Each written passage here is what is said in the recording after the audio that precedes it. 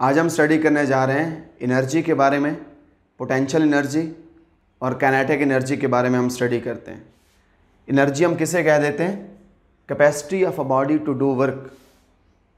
किसी बॉडी की काम करने की कितनी कैपेसिटी है, दैट इज़ कॉल्ड एनर्जी। तो हमारे पास एनर्जी क्या है? Capacity of a body to do work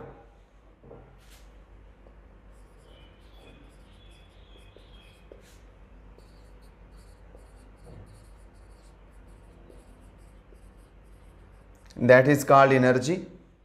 energy की टू टाइप्स हम स्टडी करते हैं। एक है हमारे पास काइनेटिक एनर्जी। काइनेटिक एनर्जी हम किसे कह देते हैं? Capacity of a body to do work due to its motion. अगर बॉडी मूव कर रहा है देन उसमें काम करने की कितनी कैपेसिटी है, कितनी सलाहियत है, that is called kinetic energy of the body. Capacity of a body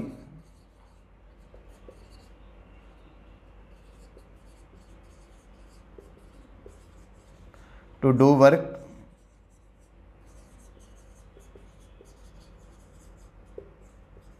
due to motion, that is called kinetic energy। kinetic energy का हम क्या फार्मूला लिख देते हैं? ये 1/2 mv² है। अगर kinetic एनर्जी में हम देखें, अगर बॉडी रेस्ट में है, बॉडी मूव नहीं कर रहा, उसकी वेलोसिटी ज़ीरो है, उसकी kinetic एनर्जी भी ज़ीरो होगी। अगर मैं काइनेटिक एनर्जी और मोमेंटम का आपस में रिलेशन लिख दूं, हमें पता है कि kinetic energy K is equal to 1/2 mv²। हम उसको m से मल्टीप्लाई भी कर देते और उसको हम क्या करते हैं, हम उसको m पे डिवाइड भी कर देते हैं। ये m² हो जाएगा, ऊपर नीचे 2m, m² v² is equal to mv² divided by 2m। kinetic energy that is equal to p² over 2m। ये kinetic energy और मोमेंटम का आपस में रिलेशन है। या हम यूँ लिख सकते हैं कि p is equal to 2m multiplied by kinetic energy। p के स्क्वायर को ख़त्म करें तो इस पर अंडर रूट ले लें, तो ये P हमारे पास linear momentum of the body है, K हमारे पास kinetic energy of the body है। अगर मैं कह देता हूँ कि if a body is moving with 4 meter per second, then what is the ratio of the linear velocity, then what is the ratio of the linear momentum and kinetic energy of the body. If velocity of the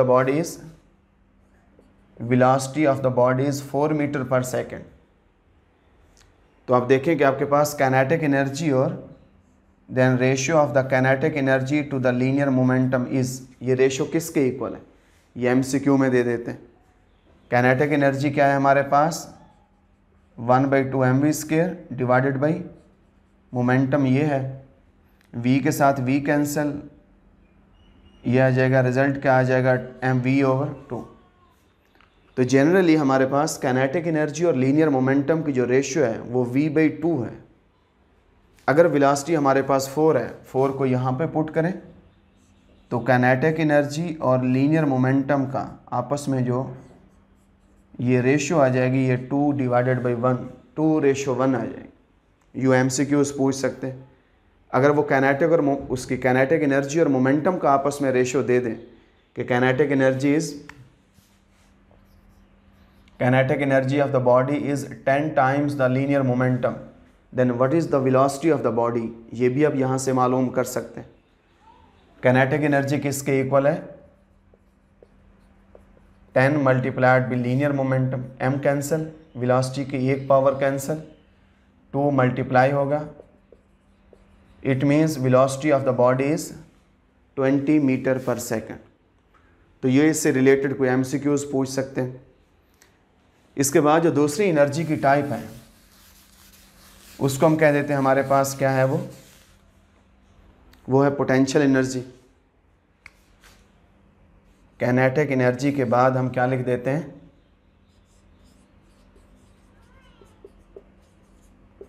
potential energy. इसको हम simply तो यही कह देते हैं कि energy possessed by the body due to its position, capacity of a body to do work due to its position, simply हम यही बोल देते हैं। लेकिन थोड़ा सा हम इसको एडवांस लेवल पे देखें, पोटेंशियल एनर्जी हमेशा टू बॉडीज़ की इंटरेक्शन की वजह से होती है। पहले मैं उसकी डेफिनेशन लिख देता हूँ। तो पोटेंशियल एनर्जी किसे कहते हैं? Capacity of a body to do work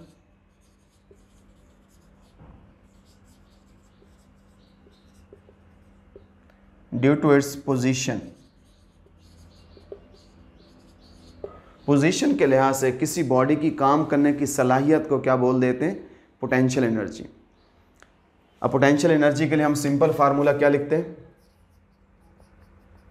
potential energy on the surface of earth is mgh। अब इसमें हमने इस चीज़ को सपोज किया हुआ है कि when height is zero the potential energy is zero. अब ये चीज़ हमने सपोज की है, हमने उसको सपोज किया, इमेजिनरी तौर पे हमने एक लेवल मुख्तस कर दिया है कि अगर हाइट ज़ीरो होगी तो पोटेंशियल एनर्जी ज़ीरो होगी, हाइट इंक्रीज़ करेगी तो पोटेंशियल एनर्जी इंक्रीज़ करेगी। और ये जो हम लेवल हमने चूज़ किया है ये प्योर आर्बिट्रेरी है। बुक में एक शॉर्ट क्वेश्चन लिखते हैं, शॉर्ट क्वेश्चन में कह देते हैं कि एक जो टेबल है ये हमारे पास फ्लोर ऑफ, इस फ्लोर के ऊपर ग्राउंड है, ग्राउंड के ऊपर कोई एक टेबल पड़ा है।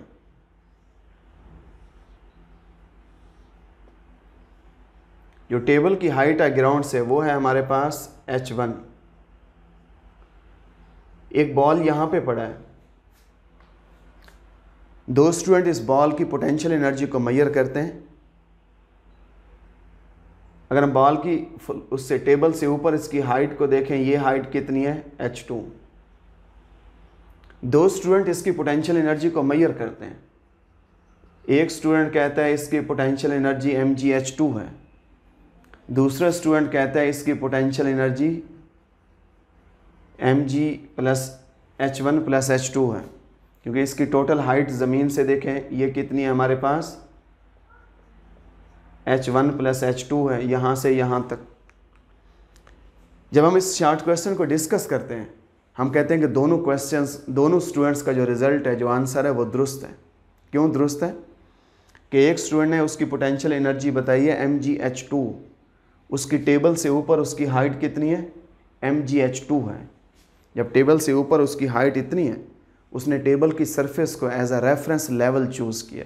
उसने कहा कि यहाँ पे पोटेंशियल एनर्जी ज़ीरो, टेबल की सरफेस पे, इसके ऊपर जितनी उसकी हाइट है उसकी मुताबिकत से उसने पोटेंशियल एनर्जी बता दी है, वो भी दुरुस्त कह रहा है।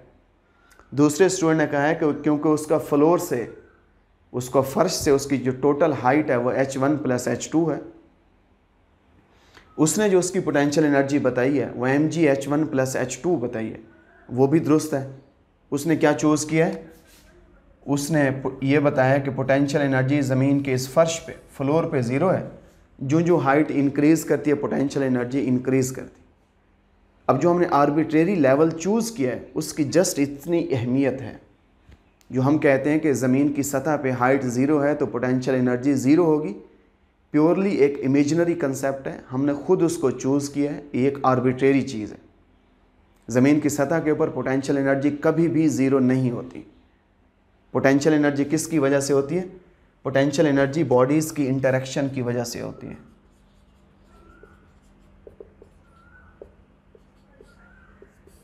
इंटरेक्शन में क्या है हमारे पास?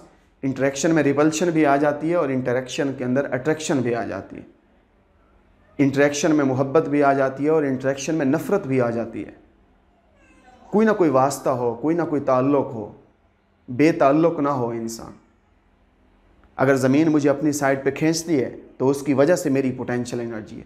अगर ज़मीन मुझे अपनी साइड पे ना खींचे, मुझे ज़मीन उछाल फेंके, मेरी पोटेंशियल एनर्जी ज़ीरो होगी। तो पोटेंशियल एनर्जी किसकी वजह से होती है?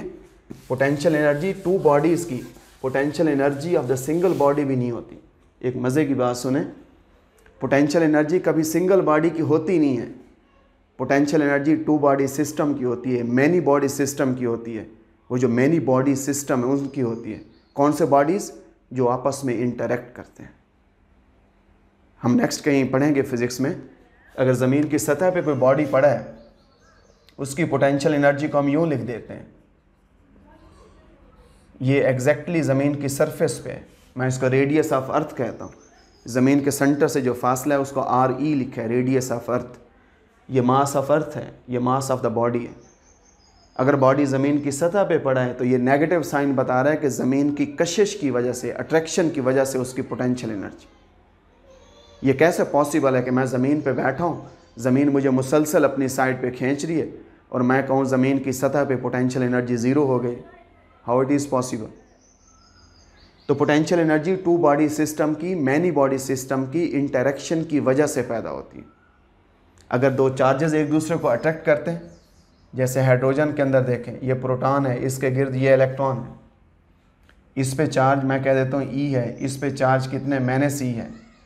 अगर मैं इसकी पोटेंशियल एनर्जी लिखूं तो वो ये आ जाएगी KE² डिवाइडेड बाई यहाँ से लेकर यहाँ तक ये इसका डिस्टेंस। तो जब हम ज़मीन के ग्रेविटेशनल फील्ड से बाहर निकल जाते हैं, देखिए हम ज़मीन का, ये हमारे पास अर्थ है, जब हम अर्थ के ग्रेविटेशनल फील्ड से यूँ बाहर निकल जाते हैं, जब भी ग्रेविटेशनल फील्ड से बाहर निकलते हैं वहाँ पे G 0 है, फोर्स ऑफ ग्रेविटी 0 है, हमें ज़मीन ने आज़ाद कर दिया है। अर्थ की हमारे ऊपर फोर्स ऑफ ग्रेविटी नहीं लग रही। जब अर्थ की फोर्स ऑफ ग्रेविटी नहीं लगेगी फिर हमारी पोटेंशियल एनर्जी ज़ीरो होगी। फिर हमारी यहाँ पे जाके potential energy outside the gravitational field of earth, यहाँ पे जाके हमारी पोटेंशियल एनर्जी ज़ीरो होगी। वरना पोटेंशियल एनर्जी जब तक ज़मीन की फोर्स ऑफ ग्रेविटी लगती रहेगी, जब तक दो चार्जेस की आपस में अट्रैक्शन होगी, जब तक दो चार्जेस की आपस में रिपल्शन होगी, हमेशा उस सिस्टम की पोटेंशियल एनर्जी होगी। Potential energy of the single body अगर आप कहें तो वो एक लो लेवल फिज़िक्स का क्वेश्चन होगा, उसका कंसेप्ट होगा। पोटेंशियल एनर्जी किसकी होती है?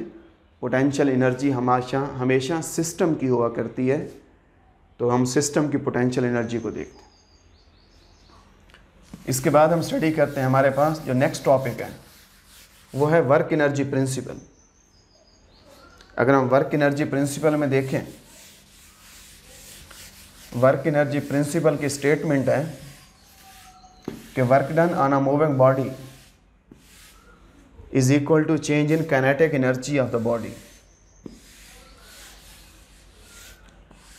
वर्क एनर्जी सिस्टम की स्टेटमेंट क्या होगी? वर्क एनर्जी प्रिंसिपल है, प्रिंसिपल की स्टेटमेंट है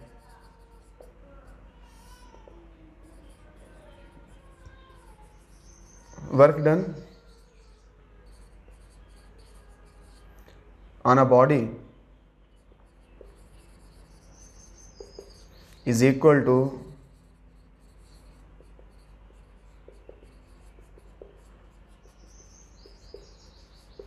change in kinetic energy of the body।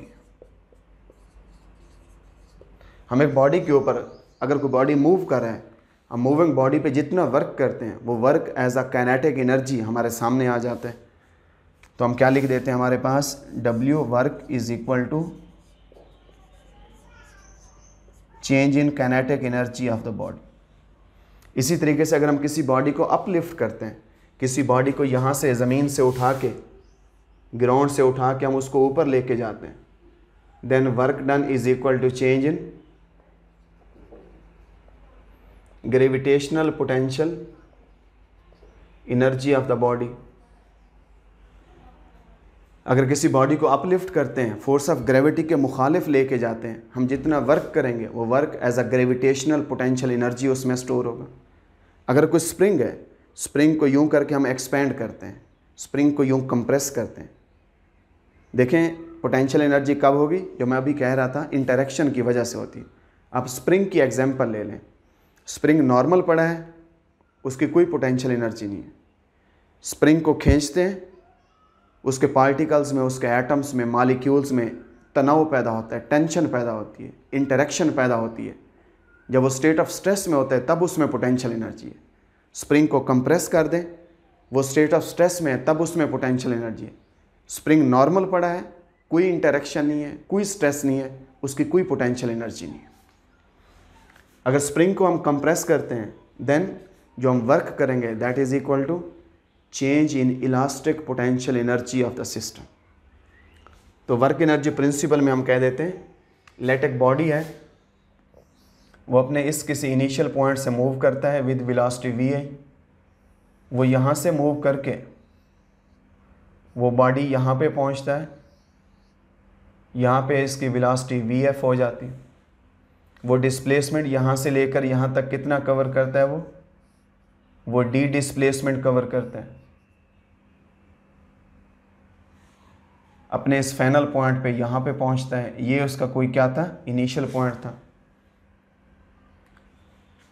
अगर हम सेकंड इक्वेशन आप मोशन में देखें या थर्ड इक्वेशन में अप्लाई कर दें, थर्ड इक्वेशन किसके बराबर है, 2as is equal to vf square minus va square.